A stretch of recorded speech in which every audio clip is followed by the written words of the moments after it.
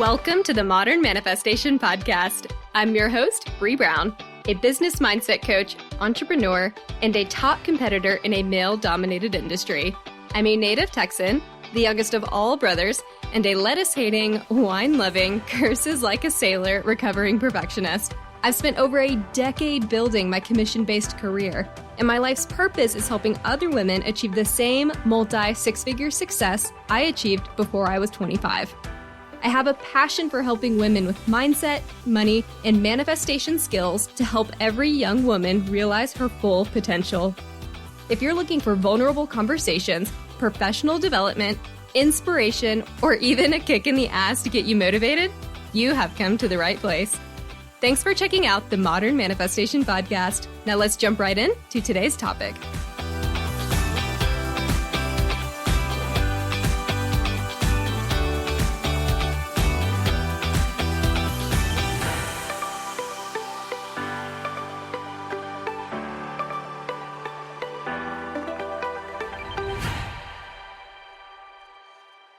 Hello, friends. Today, we are getting technical, y'all. We are diving deep into the language of manifestation, the details that can be getting in the way for us if we are not being mindful.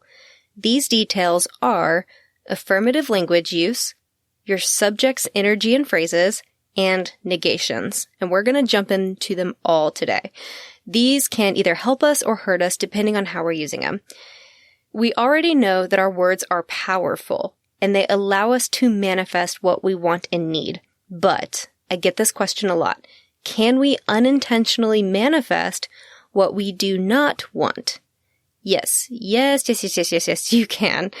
Manifestation happens as a result of our identities and our lifestyles in addition to the intention setting, the visualization work, and every other thing that we're doing to work on ourselves. You manifest who and what you are. You get more of the things you believe about yourself. So if you have this identity as a negative person or as a pessimist whose immediate reaction is to just always focus on what's going wrong around you, then you're going to manifest more negativity and more that goes wrong for you. And for those of you that have caught some of my past episodes, you might remember that I was at one time a pessimist and very sarcastic, just in general. And I'll never forget the time when I was in high school and I was in a really bad place emotionally. I was very much sitting in that pessimistic, sarcastic state of mind. And I'm still slightly sarcastic, let's be honest. But this was so much worse for me. And one week I'd had a series of what felt like really dramatic losses at that point in my life. Just think about being a high schooler and all the things for you that felt quite dramatic at that point. And that week I started believing that everything would always go wrong for me. Immediately after I began having those negative thoughts, the universe just came crashing down on me as if to teach me a lesson. Because within about, 3 or 4 days of getting to that emotional state, I'd wrecked my car, I tore my ACL, so I couldn't dance my senior year, I lost my dance scholarship as a result, I was fired from my weekend job, I lost some close friends of mine, I was sent to detention for something I didn't do.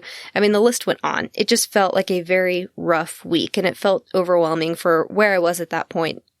And I remember later that week having dinner with my dad to talk about how I would cover the car damage, what we were going to do, what job I could get in order to help out. And at this dinner, I was still very much in that, let's just call it a funk.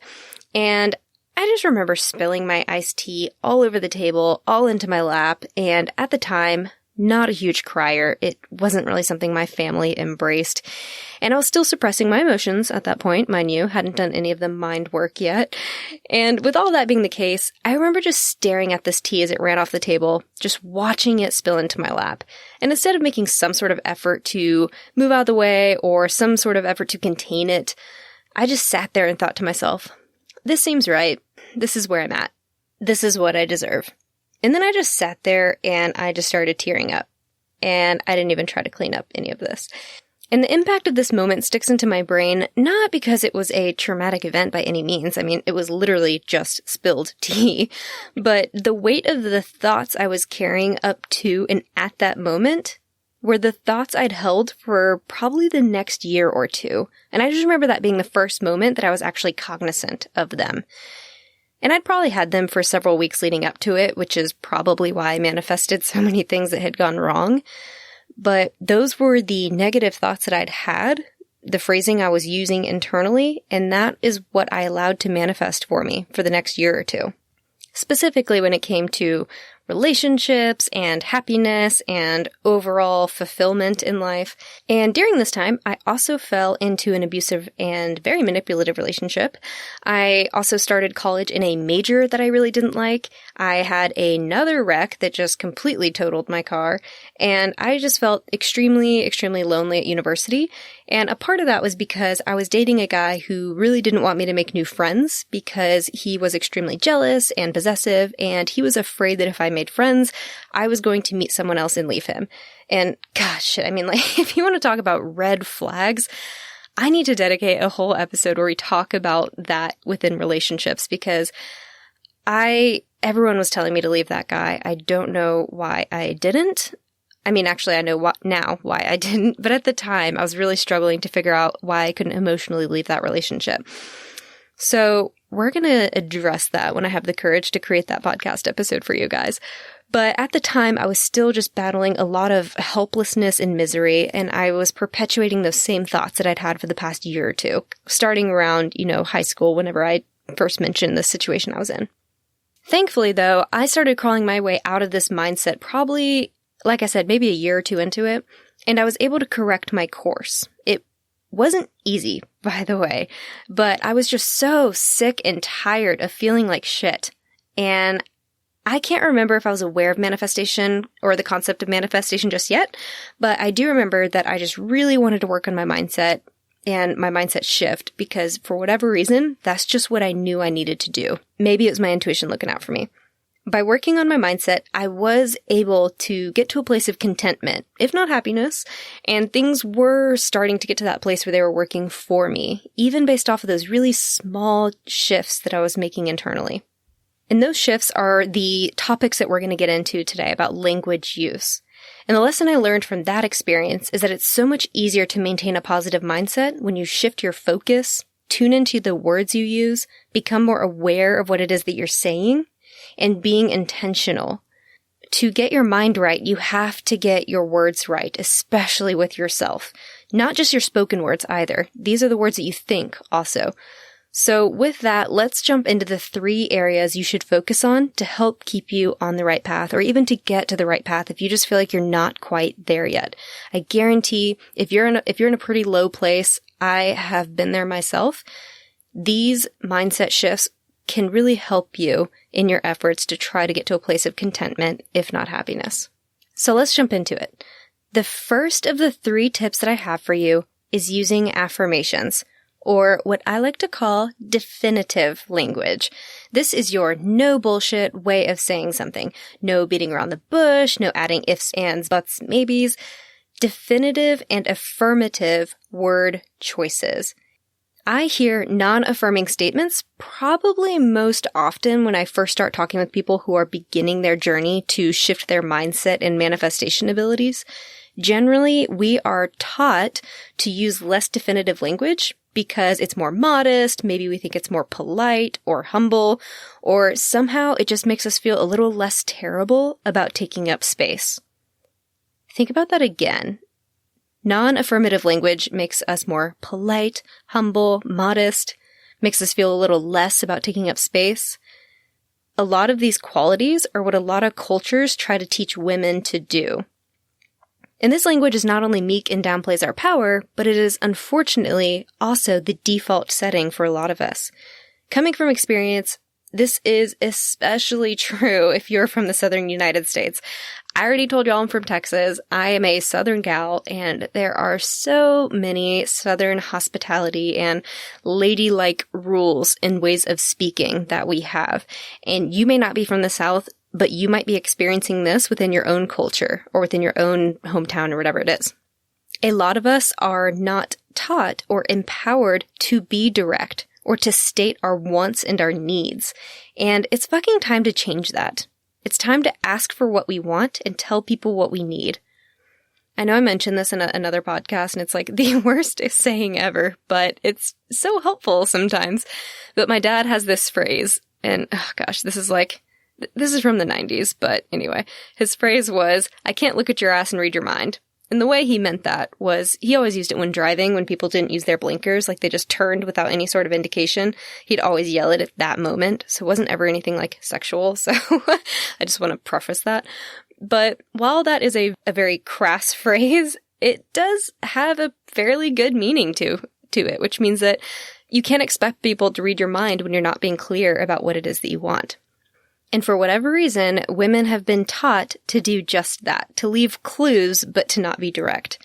And maybe you've experienced this within your own relationship, where you really want your spouse to do something for you, and so you just drop all of these hints, and you try to say things that might lead them there, but you never actually tell them what it is that you want. That's a huge communication problem. You need to be able to be direct and ask for what it is that you want and need. And the universe needs that from you too. Non-affirming statements usually start with something like, I should, I would like, I want, I hope, I will try. These are not definitive phrases, and it does a great job of making sure that we can't be held accountable. Oh, I said I should try, not that I was going to. Or I said that I will try, not that I will accomplish. Or I said, I hope, not that I will. If this is you, go back and listen to that Perfectionism podcast, episode number 4, because you're building yourself an out into your ask. How is that going to help you manifest what you want when you're trying to become what it is that you're trying to manifest first? That is like the least most convincing language ever. Imagine trying to go in and asking for a promotion and be like, well, I was just hoping that you might really think that I'm worth this promotion. I've just, I'll really try to be worthy of it. And I just feel like I should be in a place by now where that, could possibly be something you would consider for me. That's what that language sounds like when you're not being affirmative versus going in and saying, I am valuable. I have done X, Y, Z. I am worth this. How do those two things feel to you? I hope that's a pretty stark comparison for you. These phrases are a weak ask with no substance. Sorry, I'm laughing because I was looking at my notes and instead of weak ask, it looked like weak ass phrases. But you know what? Fuck it. I like that better. Let's keep that. These weak ass phrases have no substance. So instead of the I hopes and the I shoulds, use language that does not leave room for ambiguity, possibility, or redirection. Own that shit. Manifestation is based on your identity. You have to become the thing you want before you can do so, or before you can manifest it. So an I should, or an I hope, or an I want, or any of those other examples, those phrases will not convince the universe that you are already abundant. These phrases tell the universe that you desire, that you're without, that you do not yet have. You have to become before you can manifest. That's not becoming language. To give you a better example, let's compare two sentences. The first one is, I would like to be successful, versus I am successful. Do those feel different to you? Seriously, let's listen to that again. The first one is, I would like to be successful, versus I am successful. And say these to yourself. Do they feel differently to you? Because I don't know about you, but I feel a physical difference in these two statements. When I did this exercise on my own, stating I would like to be successful caused me to hunch down, think about all the reasons I was less than, or all the reasons I was not successful, and it made me just want to look down at my feet, shuffle along, and shrug. It was full of what I lacked, what I desired, but did not have. But when I switched the statement to I am successful, my head rose, I stood a little taller, I felt the energy of ambition, and success just felt like it flooded through me.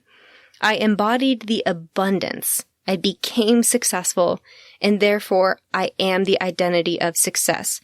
And I attract more of that success to me. That is the energetic difference between these statements. That is the language of the universe. So instead of those weak-ass phrases, start each sentence with I am, I do, I have. Affirm your manifestation from the get-go. Be direct and do not meekly ask for it. Fucking become it, take it, and act as if. The words you use are a direct contribution to what you're manifesting. The universe isn't fluent in any language but energy. So when you think about your word choices, be mindful and try to stay positive. I also recognize that I say this right after I cuss a lot, but that's something for me to work on. Let's move on to our second tip. Be mindful of your subject's energy. Your subject is the topic of your sentence, the focus. Is the topic or the focus of your sentence negative or positive? Most of us will default to negative subjects. It's just what's been modeled to us, what we have seen by others, our parents or coworkers or even teachers maybe. I mean, we hear people talk down on themselves all the time, or we just see them really harnessing and focusing in on those negatives. I feel like I use this example a lot, but I feel like it's one of those that a lot of people can relate to, so I'm just going to go with it. Let's say that you're trying to get healthy. Do not use the phrase like, I am cutting fat, or I no longer want to be overweight, because the focus of those sentences or the subject of those sentences are overweight and fat.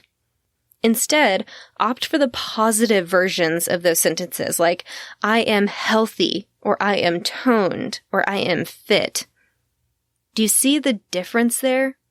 You're essentially getting to the same point, but one version carries a negative subject, and in this case, fat or overweight, and the other version carries a positive subject, like healthy, toned, fit. You're saying the same thing, but the energy of the sentences are entirely different, and they're going to manifest different things for you. And you can always check yourself just by comparing the words and phrases you're constantly using when thinking about manifesting something. Are they words that make you feel good and open, or dread and tightness, or, just good or bad in general? Other phrases that I hear a lot are also about past traumas or even ancestral trauma. I feel like these are buzzwords that a lot of people are talking about now. And instead of the common phrase that I keep hearing, which is, I am working to let go of past traumas, try using the positive variation of that example. Why not, I heal myself and bring peace to those future generations? The intent stays the same, but the phrases feel totally different. They have totally different energies. One is focused on the past trauma. The other one is focused on healing and peace for the future. I hope this is starting to help you understand what I'm talking about here when I talk about subject, energy, and phrases. And unfortunately, this nuance is where a lot of people start to criticize manifestation. They try it out, they're like, I am not overweight, or I am losing fat. And they're just like, I don't understand why this isn't working. And what they fail to realize is that the energy of their sentences or their thoughts and whatever it is they're trying to manifest, that energy matters just as much as the intent. But most people focus on the negative subject instead of reframing it into a positive. So they're manifesting more of what they don't want by focusing on what they do not want.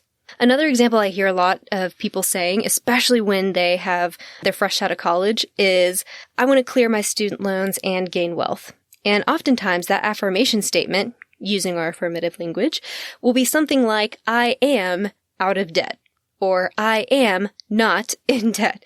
What's the focus of those two sentences? Debt, debt, debt, debt, and more debt. So what do you get from the universe? More debt.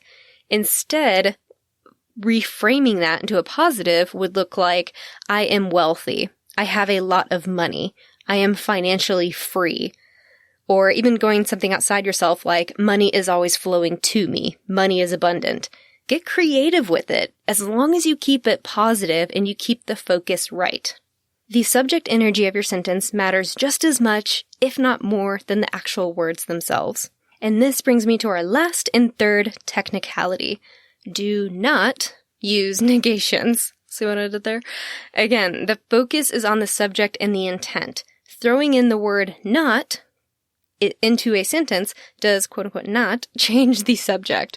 So saying something like, I am not going to be late, tells the universe, late. I want to be late. Or I will not be passed up for the next promotion translates to pass me up for the next promotion.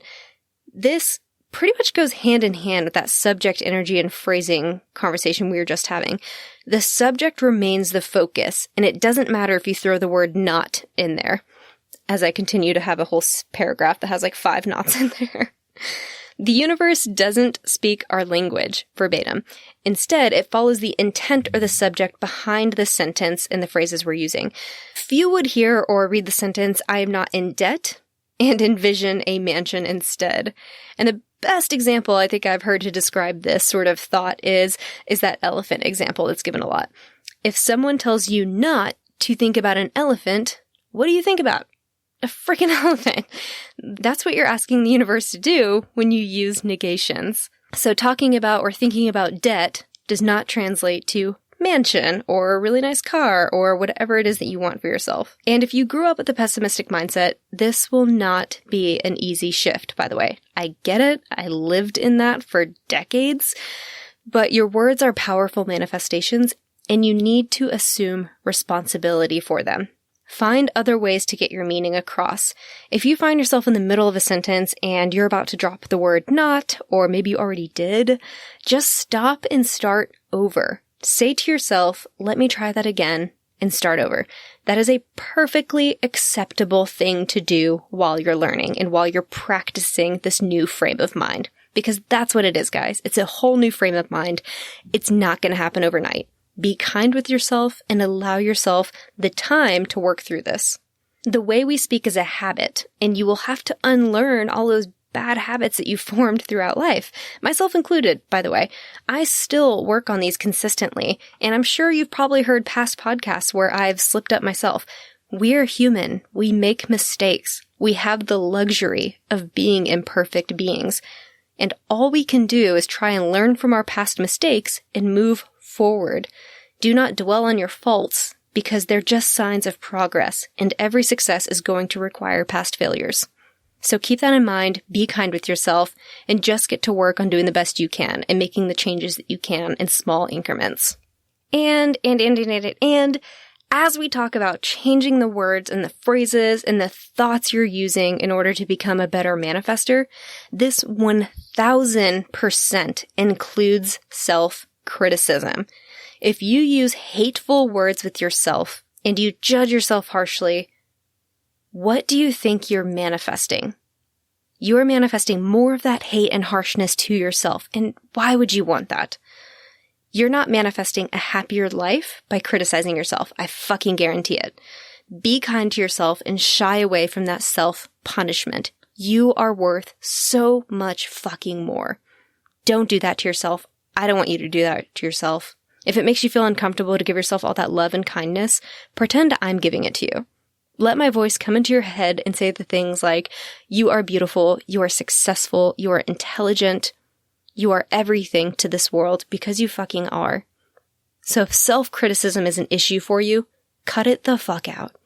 And don't let your friends partake in it either, because we model the behaviors of those around us. So if you have a friend that's always like, I'm so ugly, I'm so dumb, I'm so this, that, and the other, stop it in the tracks and stop them from doing it. As you do that with others, they'll start to do it for you too. And hopefully we can all just not get in the habit of degrading ourselves. I don't know where we learned that. I feel like it may have been media, or who knows where we learned to self-deprecate ourselves in the pursuit of humbleness or modesty. But we need to cut that shit out. It's not good for us. It's not healthy. And we're magnificent fucking beings who don't need to do that to ourselves. And this self-criticism is especially important when you're thinking about past events and traumas as well. When you think about those moments and the impact they have left on you or who you were at the time, what words and phrases are you using? How could that reflection and the phrases you're using to describe that moment, when you go back and think about it, how is that manifesting for you today? Because those thoughts still are if you haven't shifted that mindset. So if you're calling your past self weak or stupid or ignorant or dramatic, how can you be kinder to your past self? Because those words that you're using to describe your past self are still manifesting for you today. Work through that and be kinder to yourself. Every trauma, every experience that you've gone through, no matter where it falls in the scale of severity, right? I mean, I talked to you guys about a quote-unquote traumatic event for me, but obviously it was very low in terms of the scale of trauma. Wherever that falls for you, know that, one, you did not deserve that in any way. I would never say that to someone. But what lesson can be learned from that? What positive came out of that experience. Even if there's absolutely nothing positive about that experience. What has happened as a result that could be that silver lining for you? What can you focus on as the new positive to help you reframe that? And it's not about making that situation okay or saying that it was fine. It's about removing that situation's power over you. The strings that you're holding onto and can't seem to let go. And by the way, I'm not a therapist, so if you have had an extremely severe trauma, please go talk to someone about that before taking this advice. But for everyone else, reframe that past negative situation or experience so that you can remove its power over you. Reshift that negativity and find the silver lining so that you can find that positivity and move forward and manifest from a new place. And if you are someone that's had a really traumatic event on the very far end of the severity scale, please make sure you go see someone about that. Again, I'm not a therapist. I would love for you to use these tips. However, I also understand that you might not be in a place to use them yet. And so I want you to reflect and figure out what you're comfortable with and what you're good doing right now. But please, please, please go see someone about that if you are handling some negativity from a past traumatic event like that. But I do want you to be in your healthiest place that you can be in order to manifest. And a big part of that is going to be you working through that. So take the time to heal yourself. But even if it's something like you were made fun of as a kid, or maybe you made a mistake about a past relationship like I did, and you're beating yourself up over it, or you're beating your past self up over it for whatever reason, hoping that you can then go back and change the experiences or the acts of your past self, you can't. So be kind and stick to the positive. Or how can you reframe that past situation so that you can view it with a more positive shift, or to reframe it with a positive mindset? That way you can focus on bringing yourself healing so that you can move forward. And don't just allow those past traumas to hold you hostage to their negativity. Free yourself. How can you reframe that situation, not for the other person or the other people involved or whoever was involved, but for you, so that you can become the master manifester that you inevitably want to be? What reframe will help you step out of that negative mindset? And pro tip, this is why forgiveness is also so important, because it allows you to move forward and release the negativity that's holding you back. Because we're definitely not doing it for the other people. I mean, maybe you are if you're a really good person. So those are the tips I have for you this week. To recap, the 3 manifestation language tips are: use affirmative language, watch the subject's energy and phrasing, and avoid negations. And your homework for the week, I know y'all love homework, is to begin noticing your speaking patterns and your habits. Start self-correcting anytime you notice that you're not being affirmative, or that you're not using positive subjects, or that you're using negations. Begin your sentences with I am, I have, I will, and avoid the use of the word not. And lastly, present the positive side of a scenario, or reframe it to a positive. As you're doing this, maybe you ask your friends, family, coworkers, whoever, to help hold you accountable also. Let them know that you're working on a positive mindset shift and would really appreciate some help correcting yourself.